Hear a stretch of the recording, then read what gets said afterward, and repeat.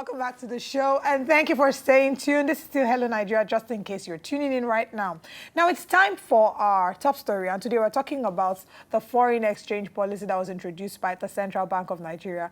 Now this new policy was introduced last week, and for us to understand, to have a proper understanding of what it is in layman terms, we have our guest with us in the studio. She's a senior associate researcher, and her name is Princewill Ibinabo. Thank you for joining us. Thank you very much. Thank you. Welcome. You're welcome. All right, so I think the first thing we should ask basically is, what is this foreign exchange policy about? Because when we saw it, a lot of people were confused. People didn't know what it meant.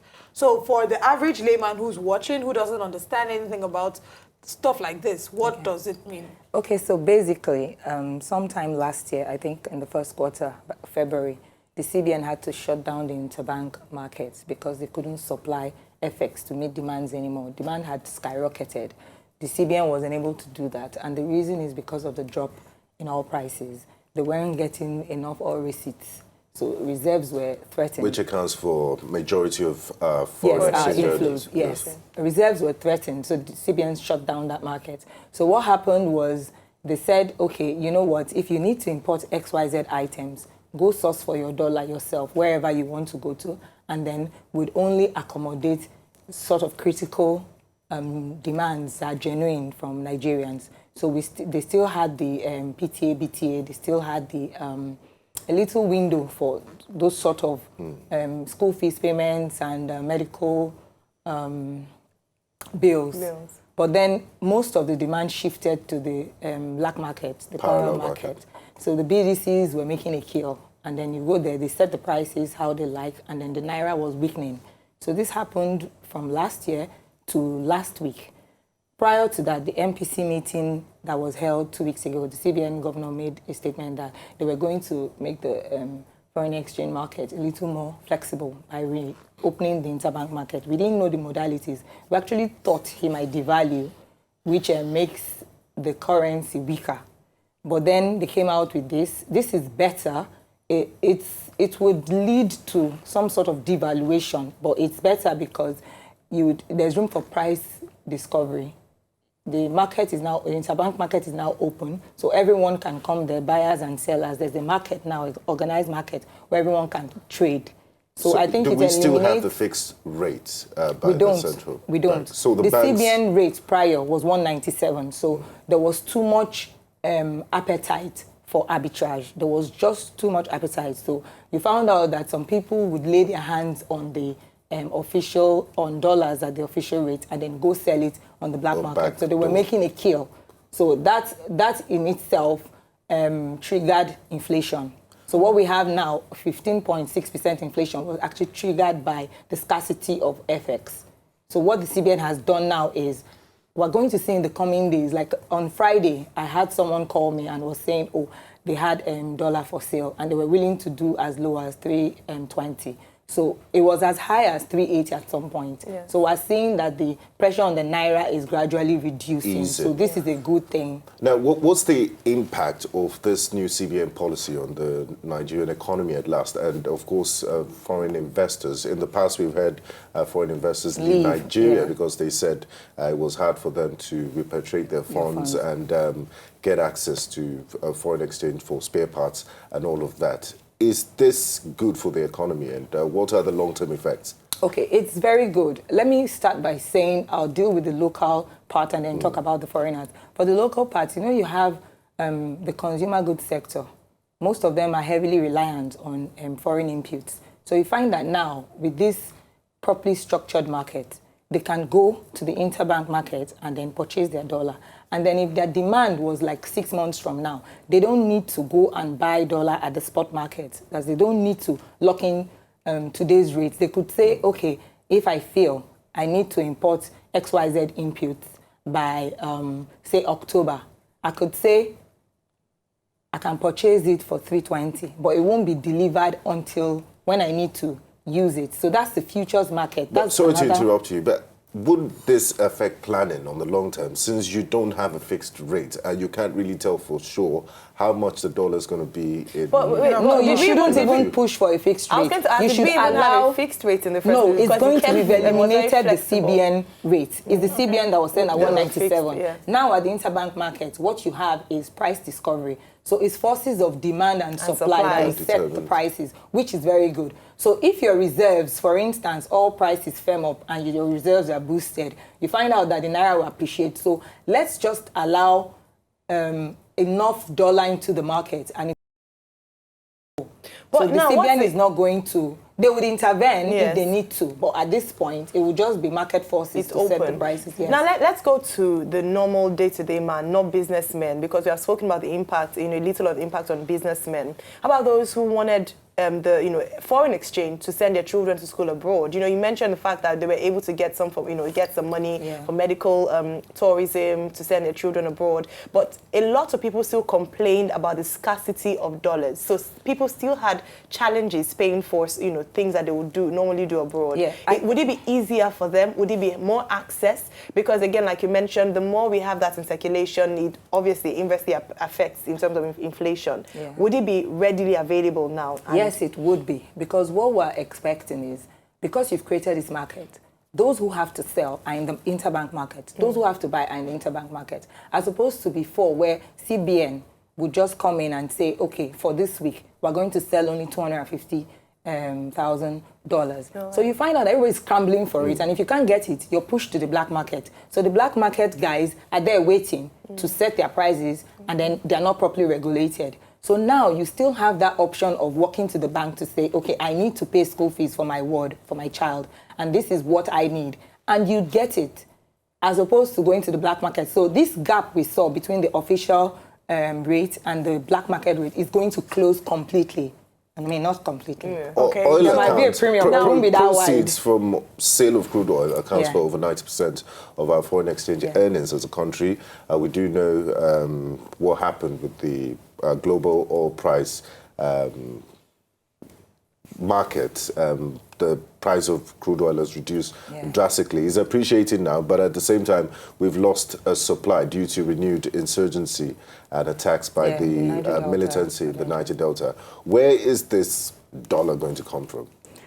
Yeah, it's good you asked that. Like the CBN at this point is not the only source, right? We also have foreign flows, which is what I was going to get to after discussing the domestic one. Foreign flows to account for a good portion, of inflows.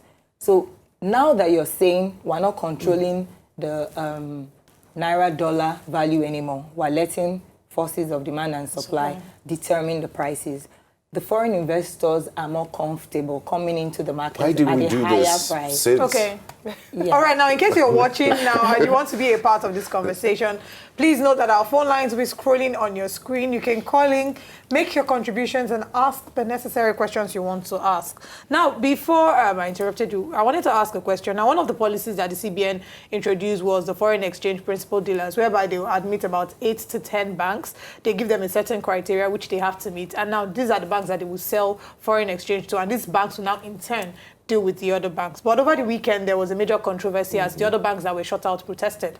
And now the CBN has adjusted to include about 15 banks as opposed to the maximum of 10 banks. Now, is this a good thing for the banks? Is it a good thing for us that they're accommodating more banks and allowing them deal directly, making them principal dealers of foreign exchange? It's not about being a good or bad thing. It's about allowing other banks to gain from this. Yes, it's like it affects their fee and commission lines. So you would expect that most of them, that's non-interest income, most of them will want to take advantage of that income line. So them coming in is not necessarily, okay, let me put it this way, those banks that thought they wouldn't meet the criteria did not want to leave themselves out by giving the other ones undue advantage over them. That's just what it's about. It's not necessarily if there'll be more dollar because there are more banks or that. And it's the CBN being fair to the banks, because it does seem that some of the criteria was a bit okay, I'll just read out some for here. Risk purposes. At 40% least liquidity. Yes. Yeah, it's just for risk purposes. You want to know that the balance sheet of the bank can carry such transactions. For instance, now, if you had money in your account and you wanted to change it with at the interbank market, and you know that your bank, I'm not going to name names, your bank was not permitted to do that transaction, you'll be forced to move your funds to another bank. Yeah. Okay. So it gives them they an would advantage, lose that another customer. Yes. Do you get the dynamic? Okay. So that's Yes. what I think other banks are clamoring for. So you don't lose. Yes, you don't lose your customers. So if I have money in my dorm account and I want to transact, I should be able to transact it even if it's in any bank. So I don't have to go and open an account in another bank. Now, just generally speaking, some people have criticized some of the policies made by the Central Bank of Mr. Nigeria, Godwin especially under the leadership of Godwin Emefiele. Now, some people have called for his head, not literally, but in terms of his sack, because they felt like he was not, the economy was worse for his leadership. What do you think in terms of you being in the market as an economist and the policies, particularly with this one he has brought up? Do you think he should be given more time to implement the long-term strategies of the CBN, or do you think that some of the decisions that have been made are not? And do we have, and in addition to what Ayo said, do we really have a policy direction? We have an economic team, or we just wait for events to happen and force changes from the CBN? You know, the way the economy works, it's like the fiscal part and the monetary part coming together and then making policies that support each other. Right? But what we noticed with the new CBN governor was there was too much influence from the fiscal authorities in the activities of the CBN. And just for our viewers, who are the fiscal authorities, or who are the government? The government. Yes. Okay. Now, the central bank is meant to be autonomous, right? Okay. He's meant to be autonomous. Yes. But they weren't giving him that room to do what he needed to do. Otherwise, he probably would have devalued prior. But the federal government, the president, kept, I know, I was going to ask when you said government, was it? we don't want to, blame anybody, but when you go out and you keep making statements like we're not going to devalue, that's not your office. It's the office of the central bank to make such policy statements. But could he not have been advised by the CBN governor? No, you don't influence them. They take the decisions. You stick to the fiscal aspect. They deal with the monetary part of it. It's a very, very serious business. I mean, in the United States, if the chairman of the Fed makes a statement, it could lead to different, exactly. So you give him that room. But it does happen, because I remember even when he was initially an impact on the in terms capital of market. On the capital market. It had an effect. So when he speaks like this, so you're saying it's not as much he should be allowed to speak based on, he has a team. It's not just him. He's just the head of the team. So they should be allowed to take decisions that would affect the economy. For instance, this is right under them, this FX rules. It's not for the federal government to come out and say, oh no, don't devalue. Whereas the part, I would say that the part the federal government struggled with was the effect of the devaluation on the common man on the street. Yes. Which I argue that whether you like it or not, the common man on the street is already suffering from the devalued prices. It's just that it wasn't done officially by the CBN. But the Naira had depreciated so much and people were already buying goods at that depreciated price. Yes. So insisting that you're not devaluing, it doesn't mean anything. Exactly. But for the sake of argument, it's just like in terms of the fuel prices and increase in the fuel price, the regulation and all that. Before it happened, people were buying fuel at ridiculous amounts of money per litre. But the moment it was made official, people started to complain because then there was scarcity and you were buying black market. So I'm just trying to compare this in terms of the fact that as a leader, and remember he's also political as well, so I'm bringing a bit of politics into this as well. He's also political. He has to think of the next 4 years and the fact that he has to come back and he has to be re-elected. So it's a balance in it's not. It's the economy. No, I don't do politics. I don't even get. You take decisions that impact on the wider economy. Very true. When you support certain types of policy, somehow it benefits only a percentage, maybe less than 1% of the market. This whole fuel subsidy issue, we knew we didn't have the reserves anymore to back some of all these imports. And we import virtually all the fuel we use. Sometimes they say, oh, they've increased their capacity, some of the refineries are working, all sorts of news bandied about. But in my own opinion, we just did not have the reserves to support the demand. The importation. So why not just devalue? What was the big deal about so devaluing? in addition to this, you supported devaluing the naira.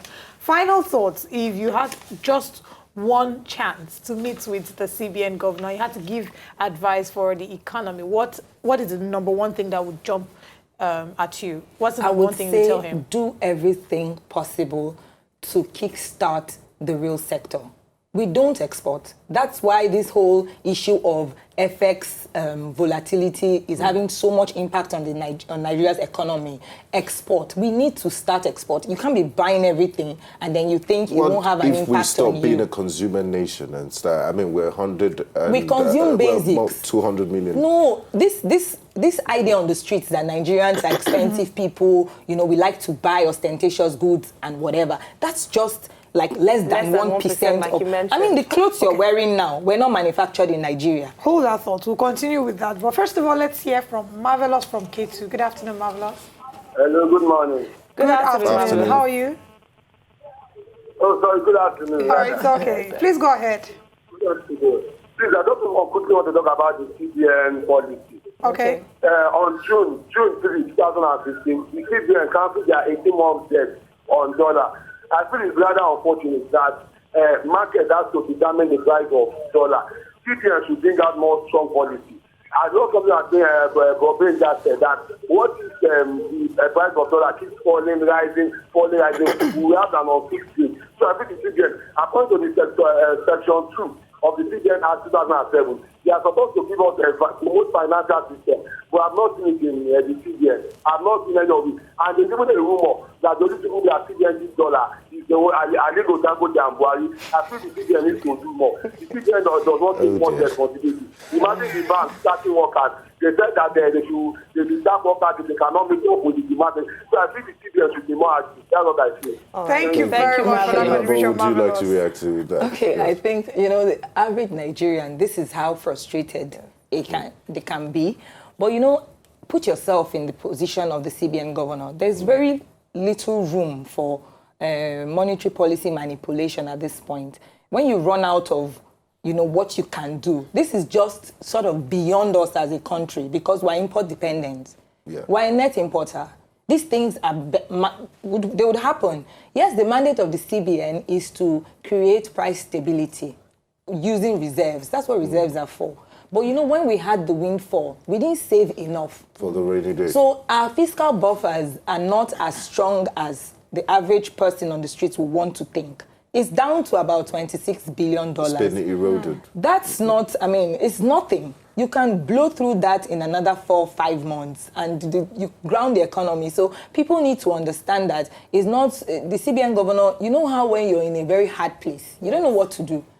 He's taking the best decision. Yes. With using monetary policy. So I think he needs to have the complementary efforts of the fiscal authorities. That's why I said, do whatever it takes. Revive the manufacturing sector. There's solid minerals all over the country. Like, we need to go away from this whole oil and, dependency, over-dependency on crude oil. We need to go, we've diversified, but we need to bring the monies in. And thankfully, even the average Nigerian needs to think out of the box because you hear how many Nigerians think once you're working in an oil company, you've made it in life. So they just think, you need to be in oil for you to make it. But we need to look into other areas as well. But that's what it's been, unfortunately, because like you mentioned, it had a staggered impact in terms of us being dependent on oil. Oil companies were actually the best places to work at the time. Yes, and until we start to improve other sectors and make the manufacturing industry as attractive as IT, telecommunications, manufacturing. The sad part is we're talking about how we don't even make cotton here in Nigeria. Exactly. It's just very sad. So go out there, go and revive that sector, pump money into that sector, and then we should start exporting things. And on that note, we'll be wrapping up a fantastic, eye-opening conversation with Ibinabo Princewill. Thank you very much for enlightening us here on the show about foreign exchange policy. When we return, Nadia Kugba will be here with sports.